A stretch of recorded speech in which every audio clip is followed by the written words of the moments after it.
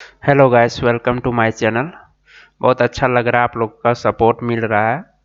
इसी तरह से सपोर्ट करते रहिए और सब्सक्रिप्शन बढ़ते रहना चाहिए और चैनल को सब्सक्राइब करते रहिए। तो ये हमारा जो वीडियो है RMR के बारे में है, रॉक मास रेटिंग। हो सकता है कि आपका MCL, WCL या ACCL में क्वेश्चन पूछा जा सके। इस तरह का क्वेश्चन रह सकता है। आपको दे दिया गया है कि आपका RMR 20 से 40 या बोल देगा 25 है, तो किस कैटेगरी में वो आता है। तो उसका कैटेगरी हमारा पुअर रूफ हो जाएगा और क्लास पूछेगा तो क्लास 4। तो इस तरह का क्वेश्चन आ सकता है। तो इसको अच्छे से डिस्क्राइब करेंगे ये क्या है और कैसे इसको निकालते हैं और कहाँ निकालते हैं। तो वीडियो के अंत तक बने रहें और इसको अच्छे से समझें, ताकि एक बार आप समझ लें तो एक बार में आपका टॉपिक क्लियर हो जाए।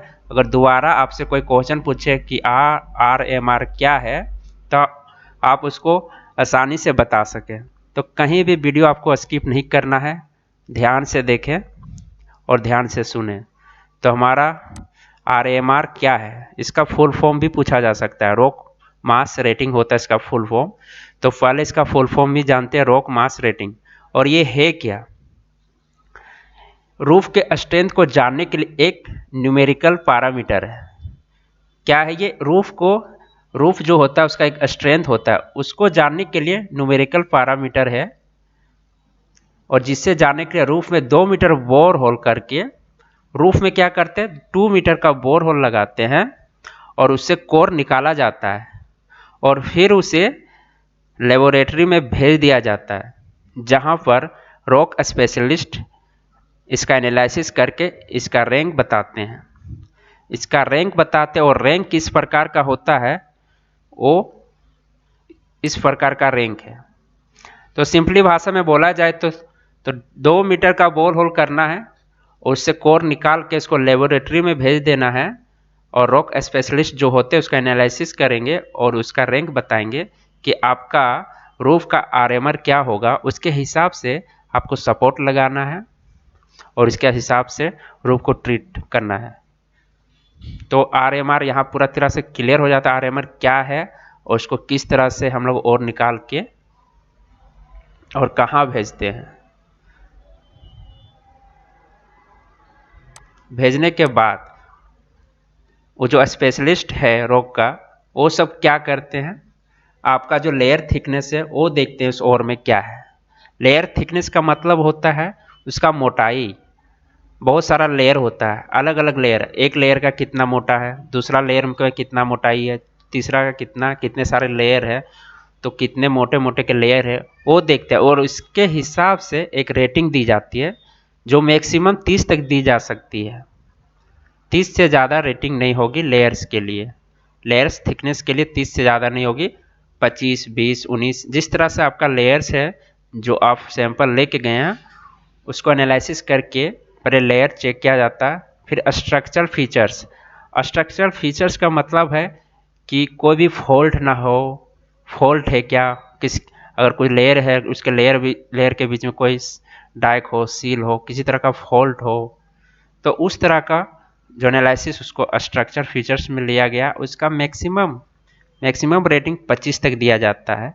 वो अपने एनालिसिस करके आपको रेटिंग दिया जाता है कि RMR क्या होगी। और तीसरा है, सबसे इम्पोर्टेंट है, रॉक वेदरिंग एबिलिटी। इसका मतलब ये है कि बारिश को दिनों में सीपेज होती है तो रॉक में वेदरिंग होती है, उसका घिसाव होता है, इसी तरह से बहुत कुछ होता है। तो उस रॉक में क्या प्रभाव पड़ रहा है, मतलब सीधा है कि आपका जो रॉक का वेदरिंग होगा, कोई भी रॉक लगातार बाहर रखने से उसमें वेदर का डेवलप होता है मौसम के प्रभाव से, अलग अलग मौसम में। तो उस रॉक जो आपका रूफ है उसमें क्या प्रभाव पड़ रहा है, तो उसको एनालिसिस करके मैक्सिमम 20 रेटिंग दिया जा सकता है। 20 रेटिंग तक दिया जा सकता है। अब चौथा हमारा है स्ट्रेंथ ऑफ रॉक। रॉक की ताकत क्या है, कौन सी रॉक है। रॉक का जो क्वालिटी होता है अलग अलग, सेडिमेंट्री रॉक हो सकता है, इग्नियस हो सकता है, मेटामॉर्फिक, सबका स्ट्रेंथ अलग अलग होता है। तो इतना जान ली, इग्नियस जो रॉक होता है सबसे ज़्यादा स्ट्रेंथ उसका होता है, उसके बाद सेडिमेंट्री का होता है, उसके बाद मेटामॉर्फिक का होता है। तो इसी तरह से एनालिसिस करेगा कौन सा रॉक है ये जो हम सैंपल लेके गए हैं, और उसके हिसाब से मैक्सिमम रेटिंग हमें क्या मिलेगी, 15 रेटिंग मिलेगी मैक्सिमम। उसके बाद आपका ग्राउंड वाटर सीपेज के बारे में देखा जाएगा कि उसमें कितना पानी भरा हुआ है, उस सैंपल में कितना सीपेज है, उसको भी एनालिसिस करके मैक्सिमम 10। उसके बाद आप सभी को जोड़िएगा तो 100 हो जाता है, 100%।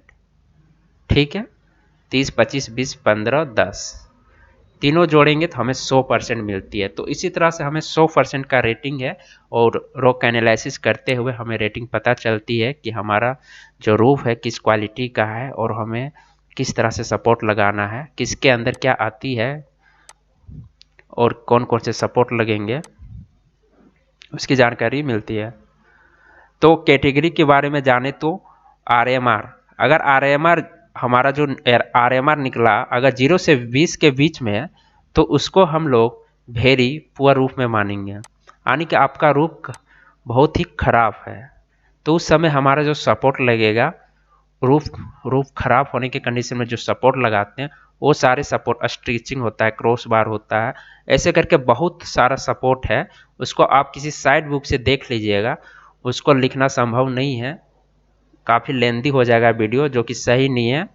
बहुत लोगों को प्रॉब्लम होता है बड़ा वीडियो देखने से, इसलिए मैंने इसे शॉर्ट में बनाया, बस उसको आपको देख लेना है। तो 0 से 20 में वेरी पुअर रूफ है, यानी बहुत ही खराब रूफ है, वो क्लास 5। अगर क्लास की बात की जाए तो क्लास 5 में हो जाएगी। अगर आपका आरएमआर 20 से 40 होती है, क्या 20 से 40 होती है, तो पुअर रूफ में आएगा। वेरी पुअर रूफ से थोड़ा सा अच्छा पुअर रूफ में है, और वो क्लास क्या होगा, क्लास 4 हो जाएगा उसका। और अगर आरएमआर 40 से 60 के बीच में आती है तो फेयर रूफ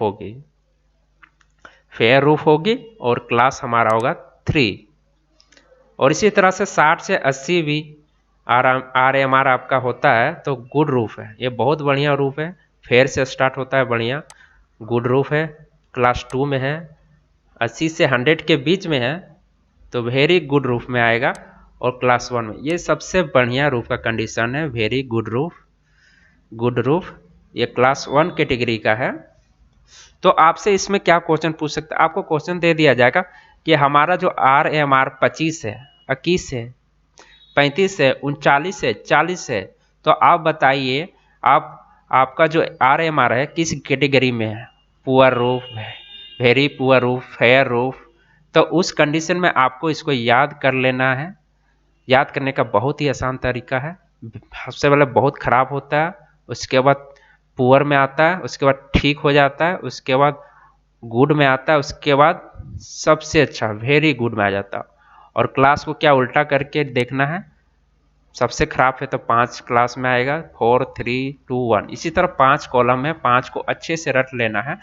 आपका एक भी क्वेश्चन नहीं छूटना चाहिए एग्जाम से, बहुत ही इंपॉर्टेंट, 1 नंबर का वैल्यू बहुत ज़्यादा होता है, वो एग्ज़ाम देने के बाद जब कट ऑफ निकलती तब हमें पता चलती है। तो इस तरह से हमारा आरएमआर निकाला जाता है। और ये आरएमआर एक बार और बता देता हूँ ये कैसे निकाला जाता है। 0 से 20, 20 से 40 जो है, 60, 80, 100, तो इसको निकालने के लिए यही सब है, ये सारे जो मैंने डिस्क्राइब कर दिए हैं, एक एक करके 5 पॉइंट है। और मैक्सिमम रेटिंग यही है, 30 में से अगर मान लो 15 मिलता है, इसमें भी 15 मिलता है, इसमें भी 15 मिलता है, इसमें 15 तो 75 हो जाती है, 75 हो जाती है। इसमें 15 नहीं है, इसमें 10 है तो 10 मान लेते हैं। अगर 70 आ जाती है तो 70 के अकॉर्डिंग हमारा जो हो जाएगा गुड रूफ के अंदर चला जाएगा वो, और क्लास 2 में। तो इसी के साथ इस वीडियो को ख़त्म करते हैं, और मैं चाहूँगा कि मुझे सपोर्ट किया जाए, वीडियो को लाइक और चैनल को सब्सक्राइब जरूर करें, ताकि मैं लगातार वीडियो डालूं और सारा टॉपिक जल्दी से क्लियर हो जाए। ये सपोर्ट का दूसरा वीडियो था, तीसरा मैं अभी बनाऊंगा, उसके बाद उसे भी डालूंगा।